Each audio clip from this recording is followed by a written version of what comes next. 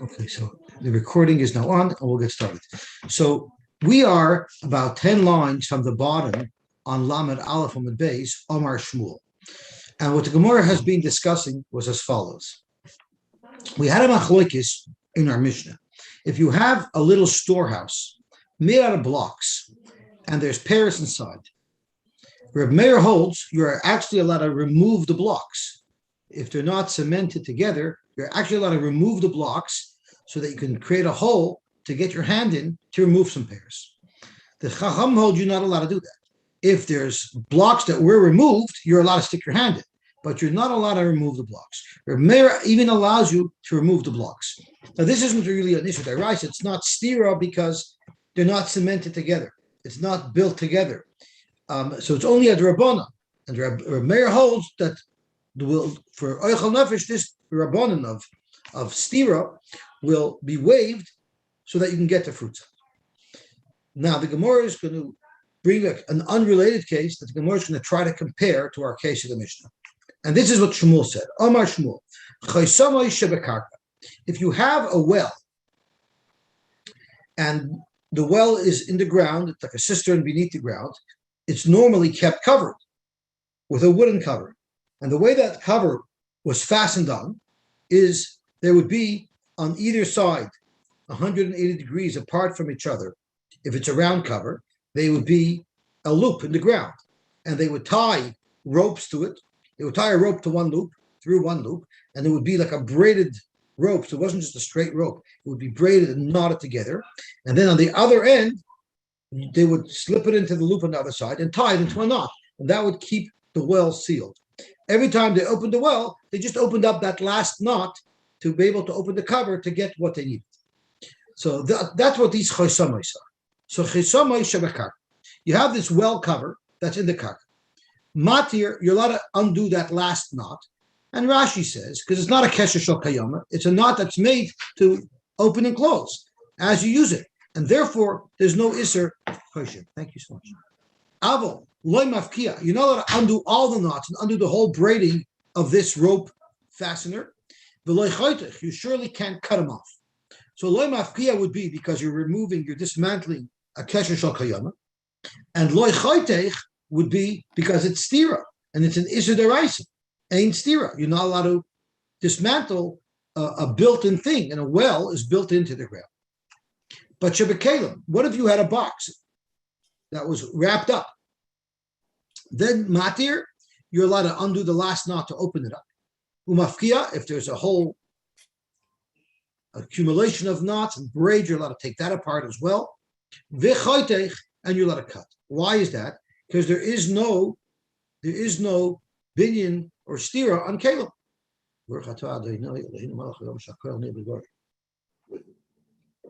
Zok Shmuel, this halacha applies echad Shabbos ve'echad Yom Tov. It applies both to Shabbos and to Yom Tov. It applies both to Shabbos and to Yom Tov. Zok to Gemara Fighter. May say we have a problem because the Beitzah says that Shabbos and Yom Tov actually are different. Exactly the case that Shmuel addressed earlier. B'Shabbos matir avoloi mafkia v'loi chaytech, which is precisely what Shmuel said. But Yom Tov, the Beitzah has a whole different psak. Matir umafkia v'chaytech. You're allowed to take everything apart, which is inconsistent with Shmuel. So how could Shmuel, who says echad Shabbos v'echad Yom Tov, you could be matir, but you cannot be mafkia, and you can't be chaytech, how is he going to understand the Beitzah who says exactly the opposite of what he said? So Gemara, very simple. Hamani Reb Meir. Let's say that the shaila that we're discussing here, if chaysamash can be opened or not, is totally in the same shaila of our Mishnah as to whether or not you're allowed to remove bricks from a storehouse to get in. Because if you think about it, there's a great similarity. The bricks, taking it apart is like a Rabbanan stira, and the tzorech lechol nefesh, we are allowing you to take those bricks away to reach in for the apples. Who didn't hear? The well that you want is oichel nefesh, and you're allowed to cut open everything and do can you be in the stira in order to get the water. So it's a very, very similar case. And you can argue that the Beitzah that's matir on Yom Tov is going according to Reb Meir, who allows you to break open a wall on Yom Tov. The Amar Af Poiches Lechatchila B'Noitel. Reb Meir in our Mishnah says you're allowed to open up the wall. But if you look at our Mishnah, Upligi Rabbanan, the Rabbanan argue, and they hold you not allowed to open up this wall on Yom Tov. So Zok Shmuel, Ba'ana Dami Rabbanan. I hold like the Rabbanan, in fact, that you're allowed to open the wall, that you're not allowed to open the wall on Yom Tov, and that explains my psak, why Echad Shabbos, the Echad Yom Tov, you're not allowed to open it all up, you're just allowed to open the last night. Frag the Gemara, that's a nice zustel that you made between the case of our Mishnah and the case of Chaysamis, but it happens to be wrong, because I'll show you it's wrong. Umi Pligi Rabbanan Allah b'Chasamish b'Karka. Is it true that what you're saying, Shmuel, that the same achloikis that exists in our Mishnah, Lagabi opening up the blocks, is the same thing as opening up the well? I'll show you from a Beitzah not like that. Because Vatanya Moidil Chachamim L'Rab Meir b'Chaysamis b'Karka. Sheb'Shabbos mater avaloi mafkia v'lechotech, and b'Yom Tov mater umafkia v'chotech. So the Beitzah says, you see clearly from this Beitzah that in fact the machlokes in the cases are different. The machlokes are not totally zabazeh. And it's quite possible to say that the Rabbanan don't allow you to open up the blocks, but they will still allow you on Yom Tov to open up the well completely and cut the ropes off. So once again, it's Shver on Shmuel. Where do you get the idea to be able to aser opening up this well completely on Yom Tov? Zot Gemara, I'll tell you where Shmuel got it from. Huda Amar Ki'aytana. The Tana that you quoted is not the only game in town. There's actually another Beitzah that has a different opinion as to what the machlokes is between our Meir and the Chachamim in our Mishnah. And this Tana says, Matir avaloi mafkia v'lechotech echad Shabbos v'echad Yom Tov. So this is precisely what Shmuel said. So this Beitzah argues with earlier Beitzah. This Beitzah learns that the Chachamim who aser to open up the bricks to get your payers out of the storehouse also agree that the cover of a well has the same halacha. You're not allowed to open it up on you. Beautiful. However, we have to look at what the halacha is about a kelim. So let's take a quick peek back at what Shmuel said relevant to kelim. So what did Shmuel say? Going back to Shmuel on our base, Shebe kelim, if it's a keli, not mechober l'karka, matir umafkia v'choitech echad Shabbos v'echad Yom Tov. Kelim, you're allowed to untie the last knot, all the knots, cut it all off. There's no problem at all. Sayon Shabbos, Sayon Yom Tov.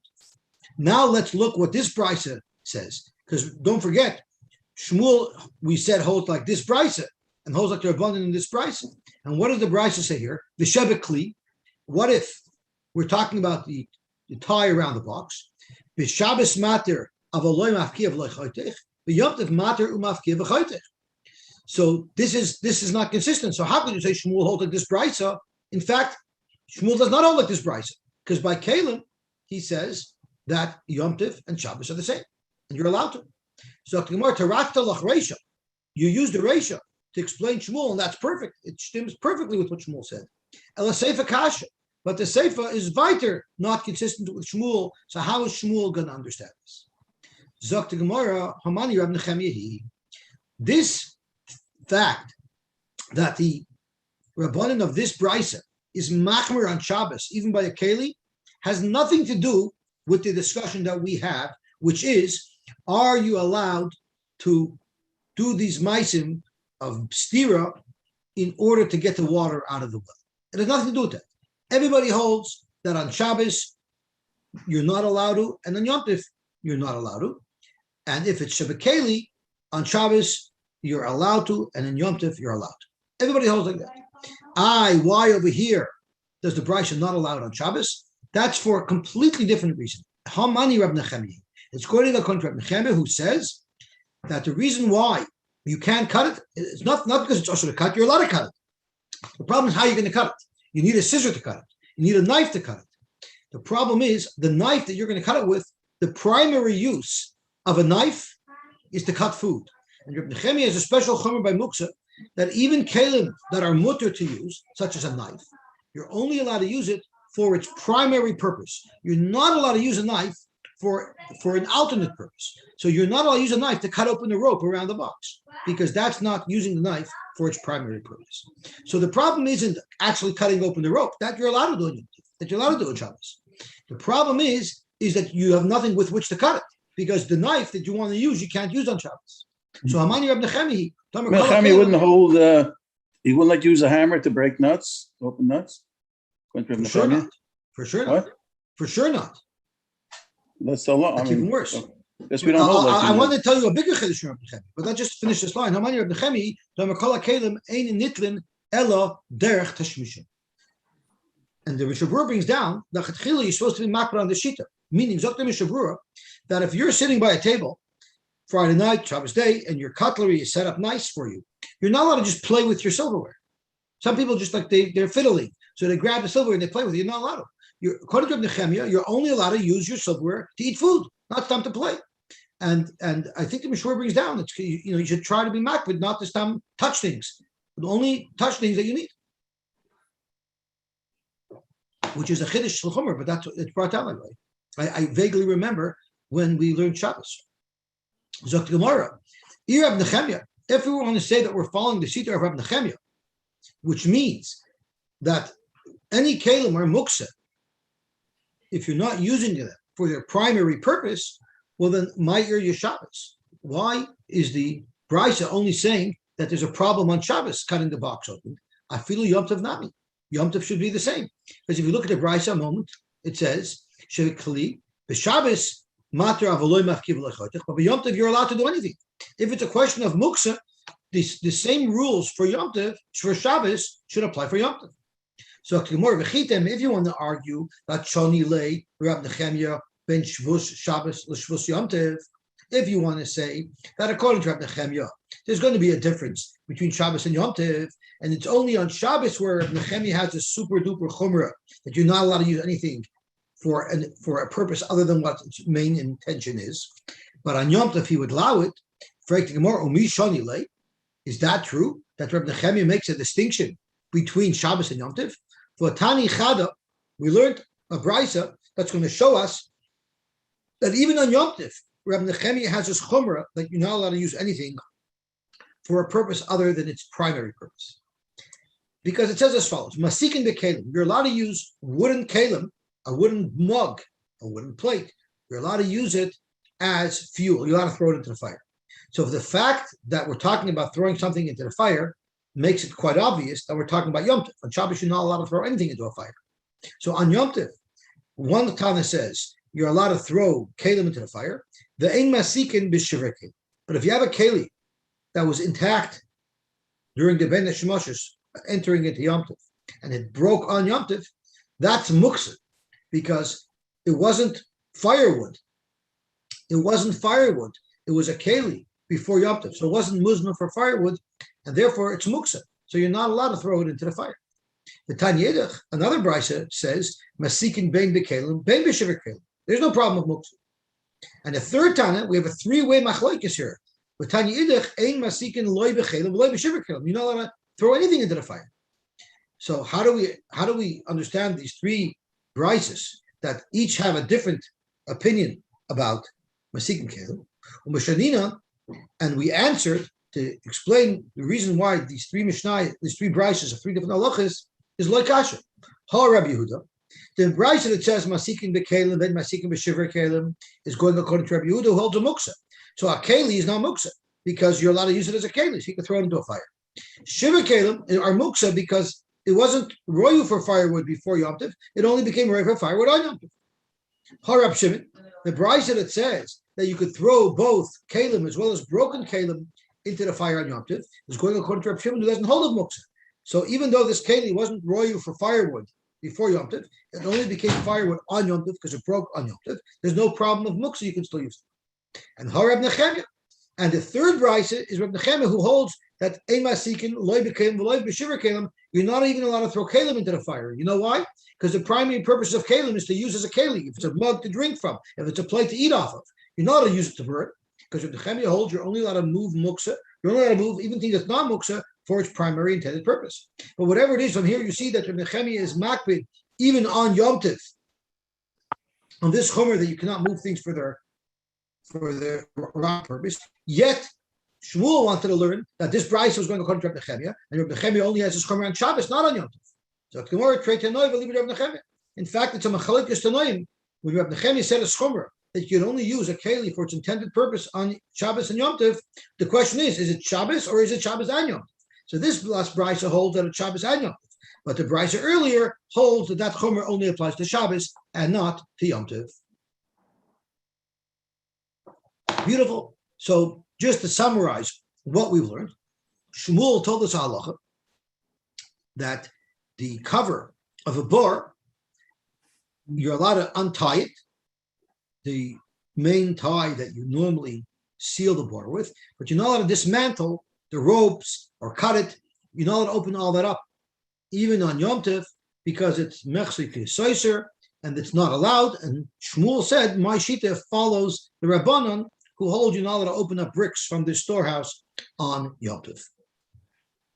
Caleb, Shmuel told us, would be allowed the Sai Shabbos and Sai Yom Tov.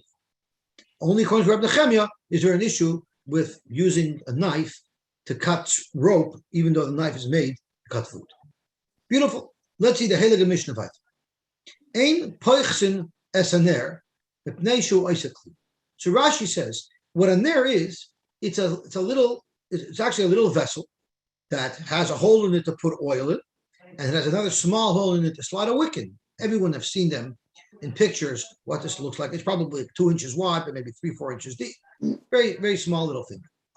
The way they would form them is they would take a little chunk of clay, which was called an egg. It was referred to an egg. And then you take this egg, which is just a round thing, and with your finger, you push a depression into the center, so that creates a little keli, creates like a little bowl. That's how it was made. I don't know if everybody remembers growing up, there was something called silly putty. Does anybody remember silly putty? I don't think David Dayan. Oh, do you remember silly putty, David? That ages yourself. You have black hair, and you know what silly putty is. 46. Of course, I know what silly So what putty did is. silly putty come in? How was it shipped? In an egg. In an egg, exactly. So you see, an egg is used to hold a little clump of putty. So that's how they would make it. They would take the thing, they would make a depression in it. It was still soft and mushy. Then they would have to put it into an oven, to a kiln, to heat up to harden. But the Mishnah tells us, you can't even make that depression in the egg to form the kli, because that's called making a kli. Even before you put it into the oven, it's considered a kli. You're not allowed to make coals on Yom Tov. And what they used to do is, they used to have coals burning in a fire. They would take some of the coals out, let the fire die down, but they would stay very hot. And they would actually make a depression on top of them, and they would use it as a smelter for gold. So you're not allowed to do that on Yom Tov. If you have a long wick that's really long enough for 2 lamps, you're not allowed to cut it in half. Once again, you're being misaken. And this tikkun kelim is not allowed. If we look at Rashi says the problem is the tikkun. It's all about tikkun. You're not allowed to make tikkun. You're not allowed to make a kli. You're not allowed to make tikkun. And again, this is on Yom Tov. Rabbi Yehuda, or you could cut it with fire. You can't use a scissor, but you can use fire. So let's see the Gemara. Not because it's a chiddush, the fire? It's with a shinu? Oh, you want to know why I'll do the fire? Because the shinu. Why is that? The Gemara will explain. It's a pretty innovative shot that the Gemara says. So let's wait for the Gemara. I don't want to spoil it. Zok Gemara, man tana the pchisa snare mono. Who holds that just making a depression in a soft, mushy piece of clay makes it into a keli, even though it's still mushy? Amar Rabbi Yosef Rav Meir. The Tana would be Rav Meir. The Tana we learned. Kli cheres may moshe mekabeltum. At what point in its production is a kli cheres considered a keli that it could be mekabeltum? Now let's not forget. How does a kli cheres become tamei? Not by something touching it, only if something goes into it. If the tamei goes into the airspace of the keli, that makes it tamei. So in addition to it needing to be a keli, in order for it to become tamei, it has to have an airspace. If you have a flat piece of cheres with no airspace, that cannot become tamei through a regular tumah, like a sheretz. But if it has a container in it, if it has airspace, which means a floor and walls, then it could become tamei because it has airspace that could be exposed to tumah. So therefore, klicheres meimasim mekabel tuma misha nigmar malachta divrei meir. When its malacha is finished. Rashi tells us that means even though it has not yet been put into the oven, you've just finished forming it and it's still soft and mushy, that makes it into a keli. Rabbi Yeshua, misha yitzrifu bekivsha. Even if it's formed, it's still not a keli yet, so it won't be mekabel tuma until it's in the oven and it already got hardened in the kiln. So you see clearly from here that the Meir holds even when the keli was formed and still mushy, it's considered a keli. Therefore, it's logical to say that you're not allowed to do that on Yom Tov because you're making a keli, and that explains our Mishnah in Peichsunas and Ner Mepnei Shoyz a keli, because you see it makes it into a keli because it's mekabel tuma at that point. Amar le Abaye. So Abaye commented to Rabbi Yosef, that's not a riot. Dilma atkan loy kamer Rab Meir Hasan elo dechazi lekabula be'midi. What type of keli are we talking about? We're talking about a big keli, something big. So even though I can't put liquids into it because it's still soft and mushy, but I can put popcorn into it, I can still use it for something. Aval hacha, and there is a tiny little thing with a small little opening. Lamai chazi. What type of use would it have before it's hardened? You can't put oil in it to burn at that point, so it's useless. So how could you call that a keli? So tomorrow chazi lekabula bepshiti. You can put in small coins. You can use it as a small coin dispenser. So therefore, it would be allowed. Most of us remember growing up, they used to have these little rubber change holders that were in the shape of an oval with a slot in it. You used to squeeze it and used to open up. So that's perfect size, same size as in there, that would be used to hold coins. So therefore, it could also be a keli. So that's the first pshat. Iko de Amri, there's another pshat, and who would be the Tana of our Mishnah, who holds that merely forming it, even though it's soft and mushy, it still has the status of a keli, and therefore it's usher to do a Yom Tov. Rabbi Yosef, Rabbi Lezer bar Tzadok. The Tana of our Mishnah is Rabbi Lezer bar Tzadok. It's not. Alfasin charnios. In the sticks, in the hick towns, people aren't as fancy as they are in downtown latte sipping liberals. They're not so fancy. So in the big cities, you wouldn't even consider using a tray to serve your guests if it wasn't completed and it wasn't perfect and it wasn't finished. But in the sticks, they didn't care. So they would take a flat piece of cheres that wasn't even made into a rim. So it was just flat and it was mushy and soft and it wasn't even properly formed. But for the sticks, it was good enough. And they were happy with that. So therefore, Dr. Gemara, Dr. Mishnah, Alfasan Charnios, these type of half completed trays. So they were formed as a flat tray without walls, and they were not hardened yet. Tahayois ba'oilames. They would be tahar if they went into an oilames because they don't have any airspace. And once again, cheres could only become tummy if it has airspace. But utmeis b'masazov, they're considered kalim, and therefore the halach is if a zov carries something, or if something carries a zov, like a zov steps on something, it becomes tummy. That's not regular contact-based tummy. That's a new type of tummy because it's called tumas hesed. It's because it was carried by the zov, or the zov carried it, or it carried the zov. So that can become. Why is it mekabel tuma? It's not a gemar malacha. It's not finished. Oh, so you see from here it is a gemar malacha. That's the whole point. Yeah. Since it could become tummy b'masa zov, you have a raya that it's a keli. You have a raya that it's a keli. So although it can become tummy. In the city, it wouldn't be a gemar malacha. A conventional method, but it could become tummy through hesed. So it must be a keli. And that means it's a keli even if it's flat and there's no clay kibble. But Rabbi Elazar Tzadok said not so fast. After harish b'masa zov, l'fi shaloi nigmar malachta. It's flat. If it's flat, it's not called a keli, which is what Peter said. Until there's a rim around it, so it has a clay kibble, it's not even considered a keli. So once again, you see Rabbi Elazar Tzadok holds that forming something into a base kibble, that's called making a keli. And that's, again, consistent with our Mishnah that says by the Ner, if you just put a depression into the egg, into the piece of clay, that's called making a keli. Again, Amalei Abaye, who said, once again, that's talking about alfas and charnios. It's a bigger thing. You can use it even though it's soft and mushy. But a little Ner, lamai chazi, what good is it? What can you do with it? So Gemara, the same Torah says before, lekabula bepshiti. Beautiful. So Rashi tells us that in the sticks, in the hick towns, people they weren't so makbid on things. They weren't so sophisticated. I'm just going to read you a quick line in Rashi. Rashi says, the Ka'irish shel b'nei Yorish she'einam b'nei krachim gedol, not for the big city. They makbidin mal kelim noyim. They're not so sophisticated to be makbid on funny kelim. Once it's already rolled out, it's a flat tray. Even though it's not completed, they're happy to use it. So I wanted to share a story with. I'm sure Peter knows the story. Rabbi Yankel Miller says a story that he gets a call one Motzei Shabbos from a friend of his. And his friend calls him in a panic. Yankel, I have a massive problem. What's your problem? He says, you know what I do for a living? I print counterfeit cash. That's what I do for a living. That's my honest work. And I printed up $2 million worth of bills, but there was a problem with the press, and it printed up $2 million in $15 bills. What in the world am I going to do with $15 bills? So Rabbi said, not a problem at all. Load them into your trunk. Come pick me up. I'll have this solved for you by the morning. Sure. They get into the car. He says, drive to the mountains. They drive all the way into the hick towns of the mountains. They pull up to a gas station. He says, could you please put me in $1 gas? The attendant says, $1 gas? He says, yeah, I need $1 gas. Put $1 gas in. So he pumps $1 gas into the car. And he says, that'll be $1, sir. He pulls out a $15 bill and he says, can you give me change? So the gas station attendant says, what is this? He says, what do you mean? It's a $15 bill. He says, there's no such thing as a $15 bill. He says, what are you talking about? Didn't you see the Wall Street Journal yesterday?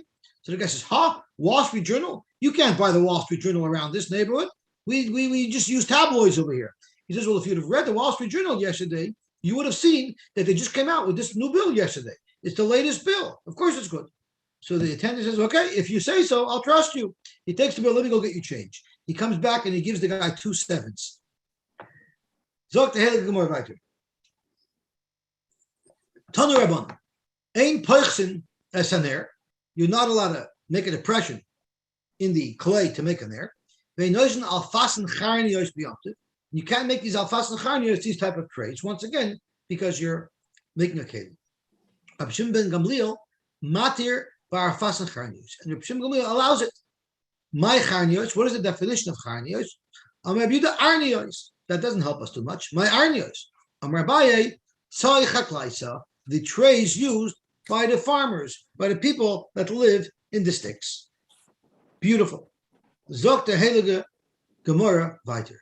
Ve'ein oisem pchamin, you're not allowed to make coals. Not allowed to make coals. Take more pshita. Lemai chazi. What in the world can you use these coals for that's allowed on Yom Tov? Not allowed to smelt gold on Yom Tov. So what exactly could this possibly be used for? Zok the Gemara. The barbecue. I'm sorry? The barbecue. So Tani Rabchia, loy nitzracha, ela lemoisron l'ulayrun leboybiyun. You'll give it to the bath attendant who's going to prepare hot water for people who are going to bathe today on Yom Tov. So that it's not a chana from one day to the next day. It's to create warm water. How can you say that? You're not allowed to bathe in warm water. Even if the warm water was warm before Yom Tov, you're not allowed to bathe with warm water on Yom Tov. You surely can't warm up water to bathe on Yom Tov. So tomorrow, like Rabba says, lehazia. You're not bathing in it. You're just using it to create steam so you could sweat. The kodim zera. They made a zera later on that you're not even allowed to go into a schwitz to sweat. You're not even allowed to do that, to clean your pores out. But this Mishnah is referring to before that zera when you would be allowed to. You were going there to sweat, and that's what you would be able to use. Art Scroll says they didn't use charcoal in those days in the Gemara's time for barbecue for cooking. Otherwise you could use that for cooking, but they didn't use it for barbecue. David asked a very good kasha. I didn't have an answer, so I made believe I didn't hear. That wasn't the minhag then. It wasn't used then. Yes. Okay, thank you very much.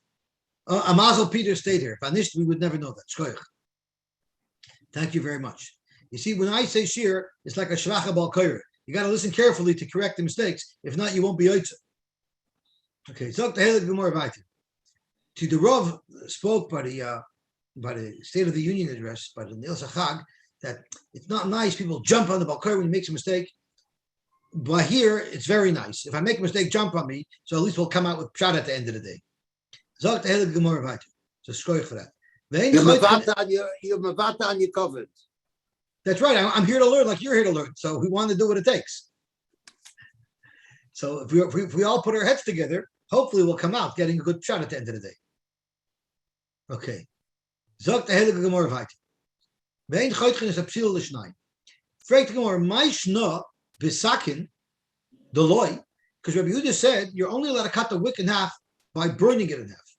Well, what's the difference? You can't cut it with a knife because you're being misakin a wick. So with fire, it's no different. Fragt the Gemara, my shna b'sakin the kamasakin mana, ba'arnami kamasakin mana. With fire as well, you're being misakin mana. So why should it be more mutter? Which I believe is what Peter asked on the Mishnah. So Zokt Gemara, beautiful pshat. Tanya Abchia, Choit Chavar befish teineres. Zokt Rashi, befish teineres. Noisen shnei rasha besoich teineres. You take two little lamps and you put this long wick into each of the two holes. Im tzarich latlikon kachas. That's only if you wanted to light two lamps. You'd only be allowed to do this if you wanted to light two lamps. And then you madlik beitzah and you light it in the middle, which will separate the two wicks, but it'll also create two lit lamps. This action doesn't show that you're trying to create a wick. Rather, it looks like you're just trying to light two lamps, and therefore your abundant aren't kanasr. Beautiful. Amar Rav Nosson bar Abba. Amar Rav, muchten es apsila, muchten es apsila b'yom. If you ought to be moichet apsila. My muchten, what does that mean? Amar Rav Chanina bar Shlamya mishmei de Rav laduye chushcha. It means laduye chushcha. Zokt Rashi laduye lahasir chushcha pcham hamachshech oil. The pcham that ruins the flame. Sometimes when a candle burns, it builds up like a chunk of ash at the edge of the wick, and that ruins the flame a little bit. So you're allowed to pull that off so that it should burn more clearly and more nicely. Tani bar Kapara. Vav Devarim Nemru Bepsila. There were 6 halachas that were said regarding to a wick. Gimel lahachmir, the Gimel lahakla. 6 create a chomer, and 6 are a kula. Lahachmir. Let's list off the 3 chomers related to wicks. A. Ein goydlin oisel lachachila b'yom. You're not allowed to braid it, spin it on Yom Tov. Now this lachachila doesn't mean lachachila b'diavad. It means a brand new wick. You're not allowed to spin. If you have a wick, you can spin it as much as you want. But if you're just dealing with raw cotton, you're not allowed to spin it, or you're not allowed to do the original spinning to fabricate the wick on Yom Tov. The ein mahava v'naisava or. You're also not allowed to singe it with fire because singeing it helps it light better later. Vein choitchen oisel l'shnayim, and you're not allowed to cut it in half, like we learned here as well in our Mishnah. Lahakol. What are the coolest that we learned regarding the wick? Memaycha b'yad. You're allowed to squish it with your hand, meaning you're allowed to, if the wick is thick or loose, you're allowed to rub it in your hand to tighten it up and to firm it up, to tighten it up. And Rashi says doing that is kalachar yad. So that's why it's allowed. I'm not sure what the normal way to do it is and how it's being done in this case. So I'm not clear precisely on exactly what's done. But Rashi says when you're memayach b'yad, it's considered tikkun kalachar yadu. I guess normally it's twisted with a machine. I'm not sure. But Rashi says this activity of twisting the wick to tighten it up is something that's kalachar yad. So it's allowed. I'm sorry? Shino, no. It's a shino. I don't know what the normal way to do it is. Like I know on Chanukah when you make the knayt and when you make the wicks, you do it in between your hands. So is that the normal way? Is that the not normal way? I'm not sure. So let's see the Gemara weiter. I don't know the Metzias. So let's see the Gemara weiter. The third thing is this. I mean, the second thing you're allowed to do is v'shoira v'shemen. You're allowed to soak the wick in oil so that when you're ready to light it, it'll light quickly. And v'chaytcha ba'or v'fish teineres. And you're allowed to cut a long wick in half using the method described earlier that you put it into 2 layers, and when you light it on fire, it separates.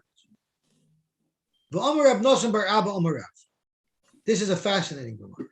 Asirei Bovel, the wealthy people of Bovel, Yordei Gehenim Hein. They're Yordei Gehenim. Ben Yoda asks, let it say Asirei Bovel, Yordei Gehenim. What is Yordei Gehenim Hein? So we'll get there in a minute. Kiha the Shapsoi bar Marinos. We can illustrate why they're Yordei Gehenim from the story of Shapsoi bar Marinos. Ikol Bovel. He came to Bovel. He had nothing and he wanted to get established there. Boy minayu iska. He asked people, can you help set me up a business? Give me something to sell for a commission. Let me service your field for a commission. Give me an opportunity. V'lo yahavule. They wouldn't give him anything. So he was starving to death. So Mizoni, he asked, okay, please give me food. Mizoni mezin nami lo zinu. And the Ben Yehoyada says the double lotion is, first he wanted the food that he was used to eating. Give me money for rib steaks. That's what I'm used to eating. They said, no, this is at least give me enough money for kasha. And they wouldn't give that to him either. So that's why they're called Yordei Gehenna. And what did he say about them? Omar, he was set shapsoi by marinas. He said, Hani me'er Rav Kasi. These Yidden in Bovel can't be true Yidden that are the Einik L'Chavaram Avinu. They must be from the Erev Rav. Why? I will give you Klal Yisrael, the Midah of Rachmanis, and then you'll have Rachmanis on people. And we learned from here. It's called Meracham al Abrios, B'Yedua Shumizari Shel Avram Avinu. Someone who has Rachmanis on people and helps people, that's a clear symptom that he's a Ben Avram. V'chol she'eina Meracham al Abrios, B'Yedua she'eina Mizari Shel Avram Avinu. So I want to just go back to the Ben Yehoyada who says two fascinating things. She's Medayik. What's up Yordei to get him Hain and not Yordei Gehenna? So he says as follows, that if someone lives a life of tremendous difficulty and stress because he's poor and he doesn't have with what to feed his family and nobody helps him, that's a life of hell. That's a life of Gehenna. Such a person will not go to Gehenna. And my wife used to ask her aunts who were all in Auschwitz, why don't you take off the tattoo? You have those numbers on your arm. Why don't you take them off? And they used to always tell her, Feigele, you know why we don't take off those numbers? Because when we go up to Shemayim, La'achamei Vesrim, and they want to send us to hell, we will show them that we were there already. But that's how it was. So these people who suffer their whole life, and they can't, and no one helps them, they had Gehenna in this world. So they're going to go straight to Gehenna. However, if you help them, if these are people in the community that they can help, then their stress isn't so bad. It's not called living through Gehenna. So they might go through Gehenna. So Zukt the Ben Yehoyada. This is what it's saying. Asir Bobo Yordei Gehenna Hain. Only the rich people are Yordei Gehenna. But the poor people, since they didn't help them at all, they're not Yordei Gehenna. But if they helped a little bit, then it wouldn't be able to Yordei Gehenna Hain, because maybe some of the poor people would go to Gehenna as well. But these people, since they didn't help the poor people one tiny bit, then we could say Yordei Gehenna Hain. They're the only ones going to Gehenna because all the poor people already lived through Gehenna on this one. Another pshat that they say about Yordei Gehenna is, and this is gewaltig, because we know that I think it's part of the Gemara that Avram Avinu says that I'm going to stand by Gehenna, and whoever has a bris milah, I'm going to pull him out of Gehenna. And then Rav Nachman of Breslov said, I'm going to stand by Gehenna, and whoever has pays, I'm going to schlep him out by his pays. So someone once asked the Breslov, why do I need your Rebbe to pull me out by my pays? Avram Avinu is going to pull me out if I have a bris. So the Breslov answered, you tell me when you're being pulled out of Gehenna where you want to be pulled from. I'd rather be pulled by my pays. So the Ben Yehoyada brings down from a friend of his who lived in Baghdad with him, who said that tzaddikim go into Gehenna to help pull Rishon out of Gehenna. So you see, Mamish Makar, tzaddikim are going to Gehenna to pull some out of Gehenna. These guys from Bavel, they're going to Gehenna as residents. They're not going to visit. They're going to be locked down. So Yordei Gehenna, they're going to go in, but they ain't coming out. Like the tzaddikim who sometimes go in to extract Rishoyim to save them. Fascinating pshat, but it's like a little bit of a makar to this concept that we can't zerosh let them again. Zok tehele gemor vat. It won't be relevant to any of us, B'ez Hashem. We're going to go to Gan Eden. Zok tehele gemor vat. Zok tehele gemor vat. Alavai. Amen. Amen. Amarav. I'm sorry. Amarav Nosim bar Abba Amarav. Kola metzapa al shulchan acher. Anybody who's looking to shulchan acher, and there are those who are masber that it means is some people are struggling, and people who help them send them food to their homes. That's bad, but it's tolerable. Then there are those who no one sends them food, but they have to go they have to go to the usher's house and eat the leftovers after they're done. That's a terribly difficult situation. So Hamatzap al Shulchan Acher, you're looking for someone else's Shulchan, Oilem Choshech Badu. Such a person's on Welt is finster.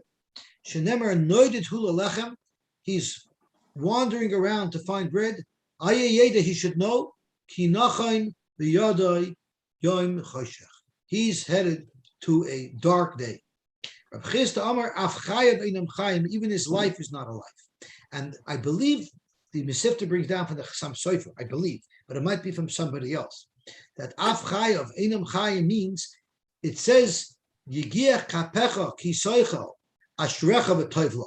Someone who lives off what he works hard to earn is Ashrecha V'Toivlach. The Gemara Darshan is Ashrecha L'Olam Hazeh V'Toivlach L'Olam Haba. But someone who doesn't work at all and doesn't earn any money and he's totally reliant upon others for his parnasa, he doesn't even get Olam Haba. Af Chayav Einam Chayim, even his Olam Haba is deficient because he didn't have the Yagia Kapecha Ki Soichel Ashrecha V'Toivlach. Tanu Rabbanan. Gimel Chayim Einam Chayim. I don't know if people are at home. I would just ask that you lower the volume now, that only you should hear this, and maybe your wife shouldn't hear this. I don't want to see tomatoes being thrown at the screen. Tanu Rabbanan. Gimel Chayim Einam Chayim. There's three types of people that their life is not a life. Be'elohim Hamatzap al Shulchan Chaveri. One who relies on someone else's table to get fed. Umi she'ishtoi Moshelas Alav. And someone whose wife wears the pants in the house. If your wife rules over you, Chachayim Einam Chayim. Okay, you can turn the volume. In this week's parsha, Mishishi doesn't. I'm sorry. Gracious. What? What You was that? over here. What?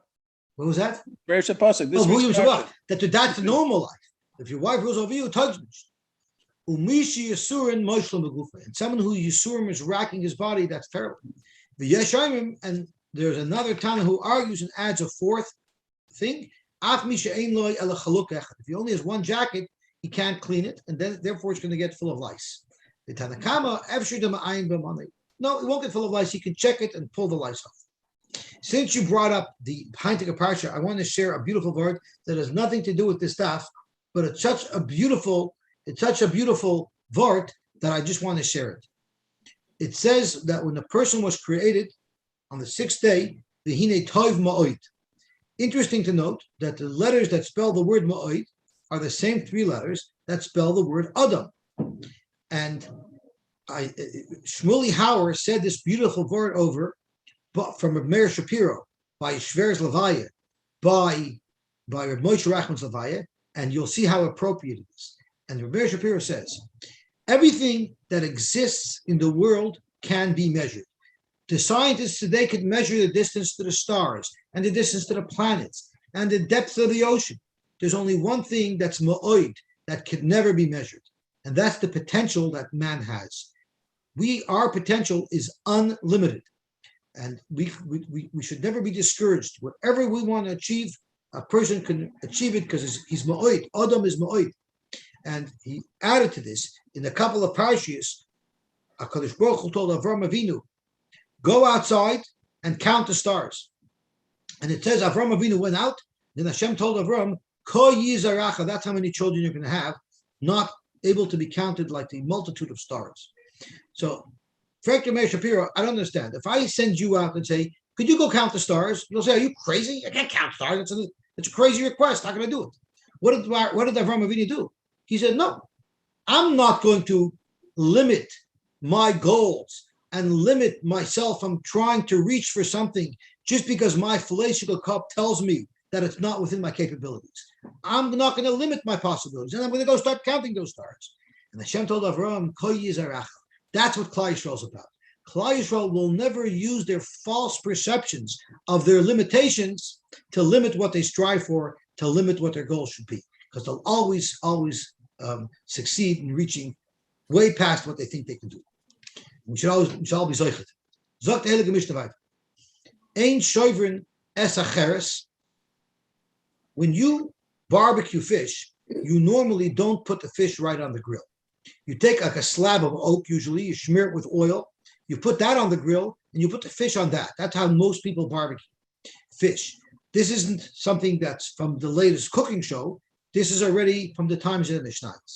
So what they used to do, Rashi tells us, is either they would take a shard of clay to use to put the fish on, or they would take a piece of paper, soak it in water so it shouldn't burn up, and then they would put that on the grill and the fish on that.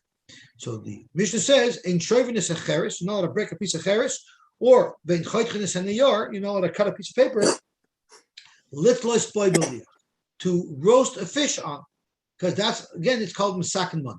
You're preparing the keli to use to roast a fish on. Vein garfen taner v'chirai. What if your tanner, which has a thick layer of shamir on it, whatever it's made out of, what if it collapses and that stuff falls down inside, and now you can't get stuff in and out of it because it's blocked with debris? So you're not allowed to take that out because that's being misaken the tanner. But if the ash and earth at the bottom of the oven is starting to pile up, you're allowed to tap it down, smooth the bottom of the oven. Why would you do that? Because if normally when you bake bread, you adhere the bread to the side of the oven. The bottom of the bread is going to end up touching the ashes if the ash is not tapped down, and then the bottom of the bread is going to get burnt, and it's not bishmak. So in order to protect your bread, you just tap it down. Zok tehelig gemara vayter. What? Zok tehelig gemara vayter. Ve'ein makivin shtei chaviyos lishvos aleir mesakti. You're not allowed to take two clay jugs that you put on either side of the fire to put the pot on top of it. So if you didn't have a tripod and you needed to support your pot above the fire, you can't put the pot right on the fire. It'll smother it out. So you took two jugs and then you put the pot on top of it. You're not allowed to do that. Rashi says that's like building an oihel. If you have a split log, you're not allowed to rest a pot on top of that. You're not allowed to rest a pot on top of a door. Why would you do that? The Gemara discusses. You're not allowed to lead an animal with a stick on Yom Tov. And Rashi says that the maskana will be different, but they have at this point, the Gemara assumes that the reason why you're not allowed to do that is mishum de'ein mishtamshim be'etzim. You're not allowed to use wood on Yom Tov. Shalei nasu kli me'erev Yom Tov. That wasn't made into an official keli on the Erev Yom Tov. The only thing wood is allowed to be used for is to burn as fuel. Can't use it as this keli, as a stick to prod your animal. For Rabbi Lezer by Shimon Mater and Rabbi Lezer by Shimon allows it. Fred Gemara, my time. Why can't you prepare the cheres or the paper to grill your fish up? So tomorrow Mishum to come a second mother because you're creating a keli, and that's why you're not allowed to do it. Vein garvin tanur of v'chirayin.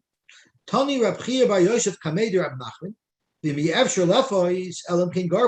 if you just simply will not be able to bake? The oven is completely obstructed with debris.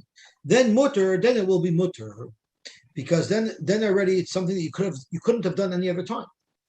The visitor Rab Chia, the wife of Rab Chia, nafalu aricha b'tanura b'yom on Yom Tov, a brick that was part of the side wall of her oven fell into the bottom of the oven.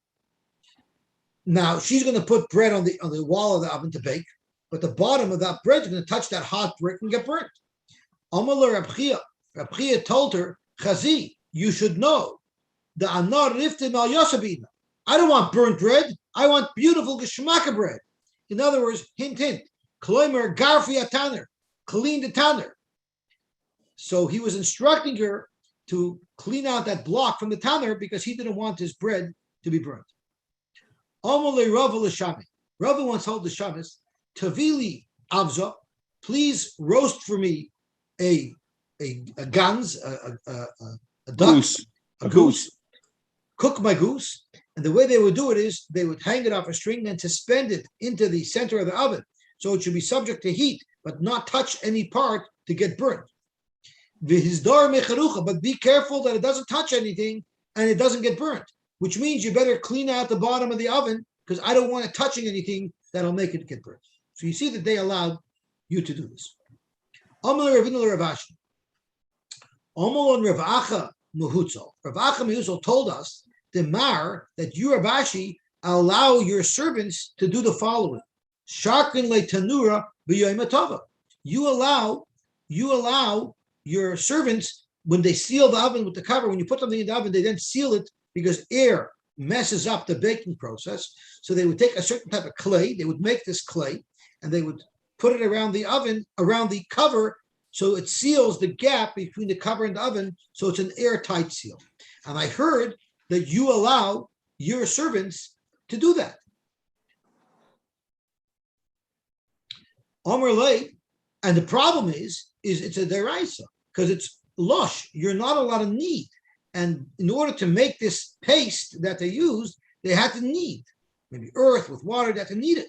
And therefore, it shouldn't be allowed. So how is it that you, Rabashi, could allow such a thing? Omer Lay, Rabashi answered, I chas v'shalom, don't allow anybody to knead.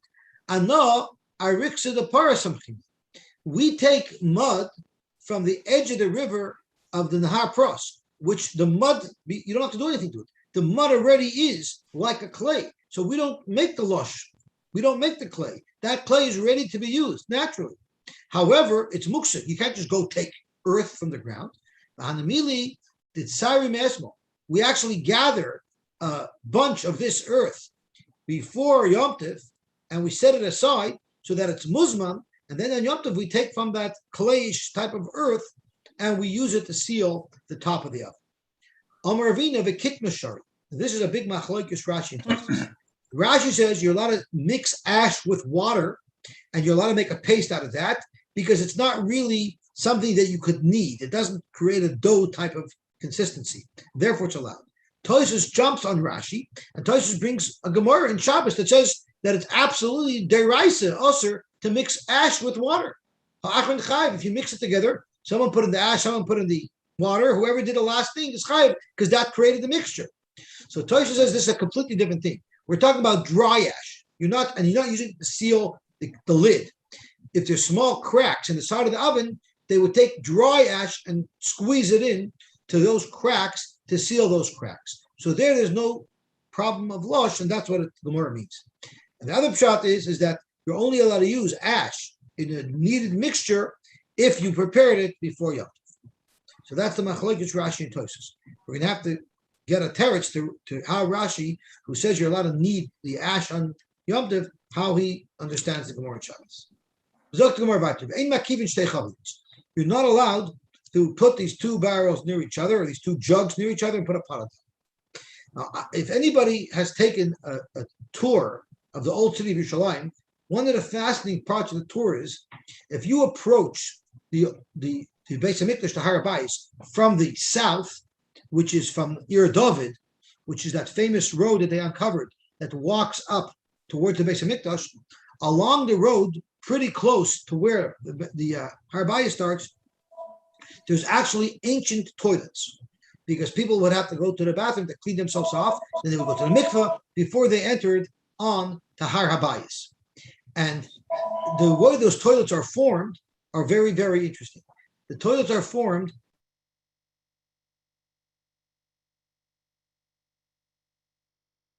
We don't hear you. Yosy, you're muted. I'm sorry. I'm now unmuted. Okay. So there's two rows of bricks. Give me 1 second. I clicked something that messed things up. I apologize. So let's start again. So if you ever went up to Har Habayis, as you get close to Har Habayis, they have these bathrooms. And the bathrooms are made of 2 rows of bricks. So you have a brick, maybe each brick is like 4 inches wide, and there's like say 18 inches of brick by maybe about 12 inches high. So you have one row of bricks there, and about 12 inches to the right, you have that same thing, and that formed a toilet. You sat on top of those 2 rows of bricks, and in the center is where everything came out. And the archaeologists actually dug up from in between those 2 bricks, meaning they dug up the stuff that was dumped down those toilets, and they analyzed it to determine what the Yidden of that time, what their diet was. They actually found, there's actually a study on it. There's a video on there's a website called Ir David, and they have a lot of fascinating discoveries. So they actually have a whole shtickle on analyzing what the diet was from the Yidden in those days. But that's how the toilets were made. So Zok to Gemara, Omer Rav Nachman, Avonim shal beis hakisei muter l'tzadaton b'yom tov. You're allowed to build such a bathroom on Yom Tov. So you take a couple of bricks and put them on the left, a couple of bricks on the right. It's empty in the middle, and then you sit on top of it. That's allowed. Eisvei Rabba Rab Nachman. Rabba asked Rab Nachman, Akasha, how could you allow that? Our Mishnah says, Ein makifin shtei chaviyos lishvosh aleim esekter. You're not allowed to put those two chaviyos to put a pot on top. On Relay, Rab Nachman answered, there's a very big difference. In the Mishnah, shiny hasam, you shouldn't do kahavat oil. You're making an oil. You're putting the pot on top of the oil, and it's designed as an oil to protect the fire beneath it. Here, you're just putting the two side bricks, and you're sitting on top of it. There's no oil here.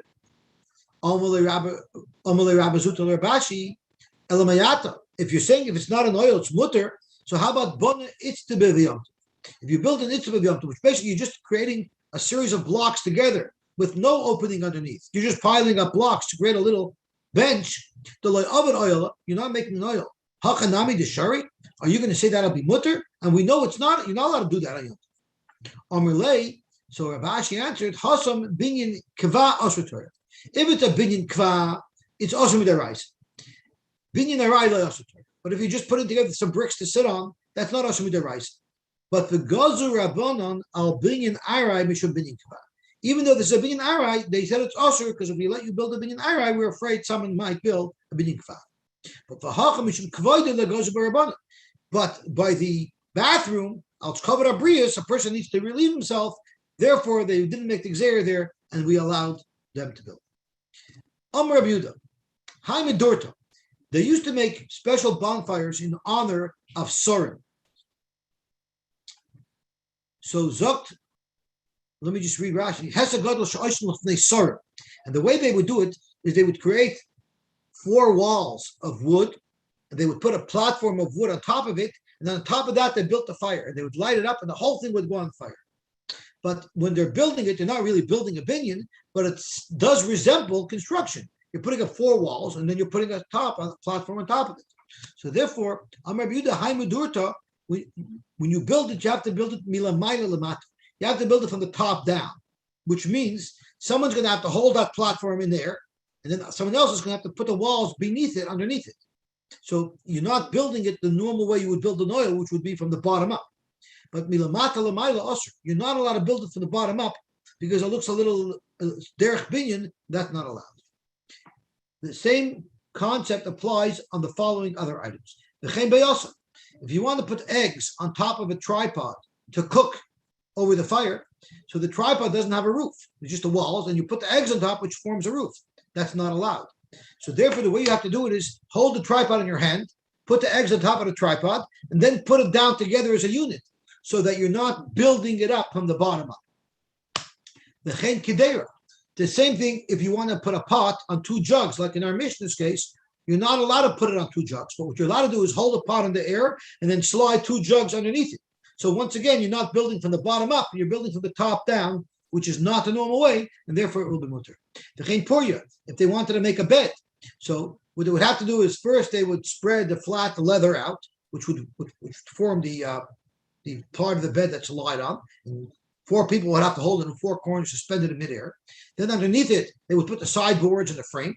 And then underneath that, someone would slide under the 4 legs. So again, they're building it from the top down. It's not kederech binyan.